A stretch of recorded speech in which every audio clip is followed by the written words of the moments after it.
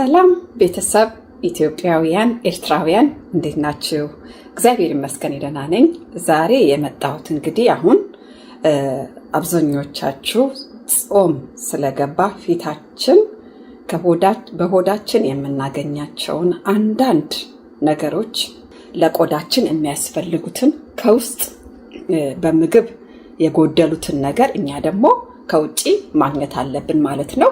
በቀላል መንገዱ ነው ምሰራላችሁ።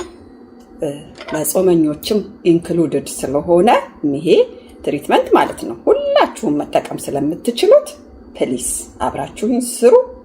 በጣም ቀላል ነው። እንግዲህ ምን የምታክል ሙዝ እንደምታስፈልገን ብቻ ማየት ነው። አንድ ጉርሻ ማለት እቺ አንድ ጉርሻ በቃ አንድ ጉርሻ ሙዝ ግን በሚገርም ሁኔታ ቆዳችንን በጣም ውብ ነው የሚያደርገው። እቺ በሹካ እጃችሁን በደንብ በሳሙና ታጥባችሁ ደግሞ ከፈለጋችሁ በእጃችሁ በደንብ እንደዚህ ማድረግ ኦልሞስት የመፍጨትን ያህል ማለት ነው። ከዛ በኋላ በዚህ ላይ የምንጨምረው የምንወደው ቡና። የሚገርማችሁ ነገር ቡና በቤታችሁ ያለ ላም ያለ ሩብ ማንኪያ የሻይ የምታክል ፕሊስ ቤተሰብ በዚህ ሰዓት በአሁን ሰዓት ማለት ነው በጾም ሰዓት የቡና ትሪትመንቶች ብዙ የሰራሁት አለ። እያወጣችሁ እየፈለጋችሁ ተጠቀሙበት። የቡናውን ትሪትመንት በጣም ቡና ቅባትነት አለው ታውቃላችሁ። የተፈጥሮ ቅባትነት አለው። ፊታችን አትሊስት ከዛ ላይ ቅባት እንድናገኝ ማለት ነው። ይሄ ኮኮስ ማለት ነው። ከሱም ሩብ ማንኪያ የምታክል አሳያችኋለሁ። እቹ ከሩብ ማንኪያ በቃ ሩብ ማንኪያ ይዋት።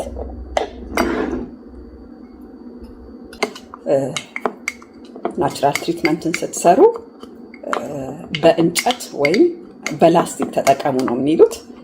ይቅርታ እኔ በሹካ ስለፈጨሁት ማለት ነው። እናንተ ከኔ ስህተት እናንተ ትማሩና በእንጨት ተጠቀሙ። ያው እኛ ልማድ ሆኖብን የሆነ ነገር ስንፈጭ በሹካ ነው የምናደርገው። በደንብ ላም ካለ በኋላ ይሄ እንግዲህ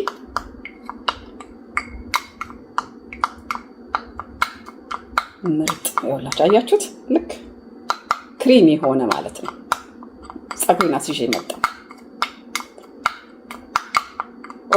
ላይክ ሼር እና ሰብስክራይብ እያደረጋችሁ ጠብቁ። መጣ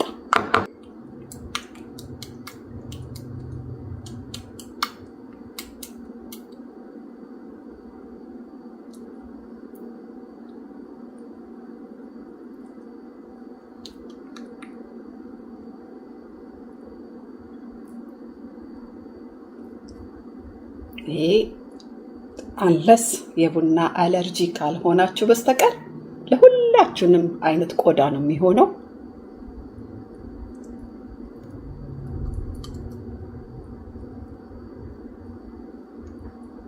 ግን ያው አንዳንድ ሰው ቡና አለርጂ ከሆነ አንፎርቹኔትሊ ቡና የማይጠቀም ሰው ግን በጣም ተበድሏል በእውነት።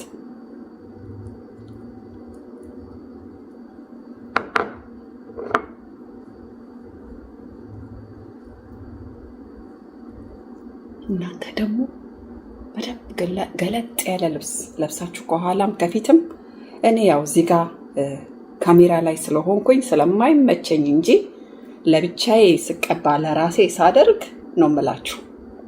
በጣም ግልጥልጥልጥ ብዬ በደንብ ነው ሁሉ ነገሬን የማዳርሰው። ከኋላ አንገቴን፣ ከፊት ከኋላ። እሺ አንገት ያው ከፊት ብቻ አይደለም፣ ይሄ እዚህ ደረታችሁ ድረስ እንደዚህ። የሚገርማችሁ ነገር ቆዳ ሲሸበሸብ ታች ድረስ እዚህ ድረስ ይሸበሸባል። እንደው በደንብ ልብ ብላችሁ እዩ። የሰዎችን እዚህ እንደዚህ ድረስ ገልጣችሁ በደንብ ተቀቡት። አንዴ ከተነካካችሁ አይቀር በደንብ አድርጋችሁ ተቀቡት። እሺ ያው በቃ ግማሽ ሰዓት እኮ ነው። ስራ እየሰራራችሁ ይሄዳል ሰዓቱ። 20 ደቂቃ ግማሽ ሰዓት እንደደረቀላችሁ ቆዳችሁ ላይ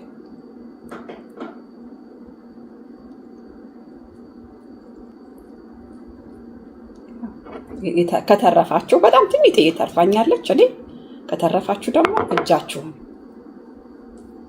ለምን 10 ደቂቃ አትሆንም? ያለቻችሁን 5 ደቂቃ ብትሆን ትጠቅማለች እጃችሁን። እሺ እንደነዚህ አይነት ትሪትመንቶች ስትቀቡ እንደዚህ የማሸት እድሉ ካለ ብታሹት የበለጠ ውጤት ታገኙበታላችሁ። እሺ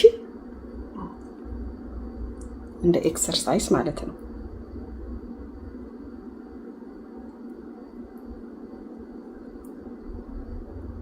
ይሄ እዚህ ጋር እንደዚህ የምንልበት እዚህ ጋር ልብ በሉ።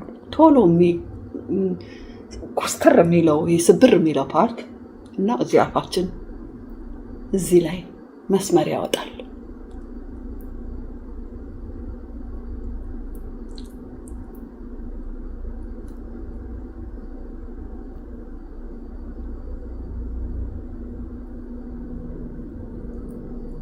ሜካፕ ከመቀባት በእንደዚህ አይነት ትሪትመንቶች ቤተሰብ እውነት አንደኛ ቆዳችን ሳይጎዳ፣ ሁለተኛ ደግሞ ሁል ጊዜ በራሳችንን መተማመንን ሜካፕ ከለመድን በቃ በራሳችን አንተማመንም። በቃ ይወስደዋል ሜካፑ ውበታችንን፣ እግዚአብሔር የሰጠንን የተፈጥሯችንን ውበት ሜካፑ አታሎ በቃ ወሰደብን ማለት ነው። ምክንያቱም ጠዋት ስንነሳ ፊታችንን ስናየው ይደብረናል ያለ ሜካፕ። በቃ ሜካፕ እውነቴን ነው የምላችሁ ከኩል ግፋቢል ቅንድብና ሊፕስቲክ አለቀ። እዚህ ቆዳ ላይ የሚነካ ነገር በተቻላችሁ መጠን እንደዚህ የተጠቀማችሁ ቆዳችሁን አሳምሩ እንጂ በዱቄት ላይ በፍጹም ዲፔንድ ኦን አትሆኑ። በፍጹም አንደኛ ቆዳችሁ ይሄ ከመብዛቱ የተነሳ ሜካፑ ከመብዛቱ የተነሳ ካለ እድሜያችሁ ይሸበሽበዋል፣ ያጨማድደዋል፣ ያሳሳዋል፣ ቀዳዳ እስከ ማውጣት ደረጃ ያደርሰዋል።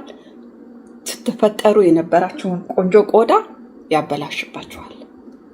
በፍጹም ሜካፕ አትልመዱ ፕሊስ ፕሊስ ፕሊስ። ፈጣሪ የሰጠንን ከለራችንን ለመለወጥ አንጣጣር።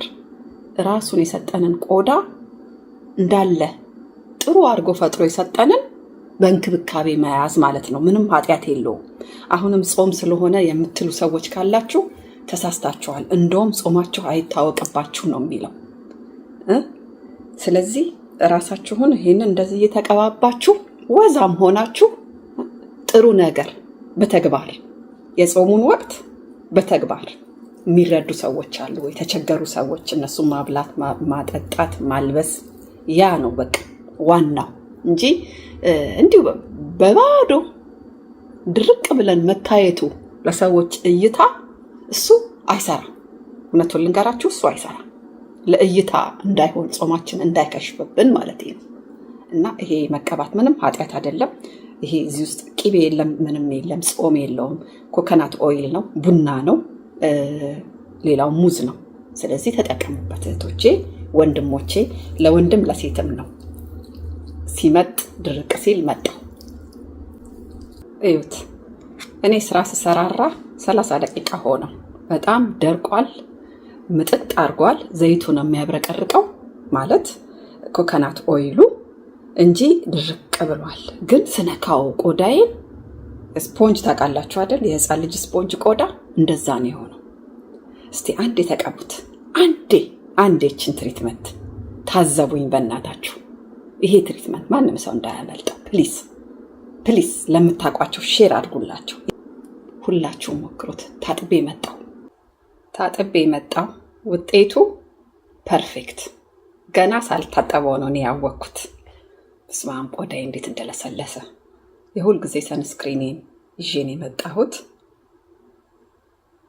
እንግዲህ እኛ ጋር አሁን ዊንተር ሰንሻይን ታደርጋለች። ቤት ውስጥ እንኳን በሆነ እኔ የምላችሁ ባልወጣ እንኳን ዴታይም ሰንስክሪን ነው የምቀባው።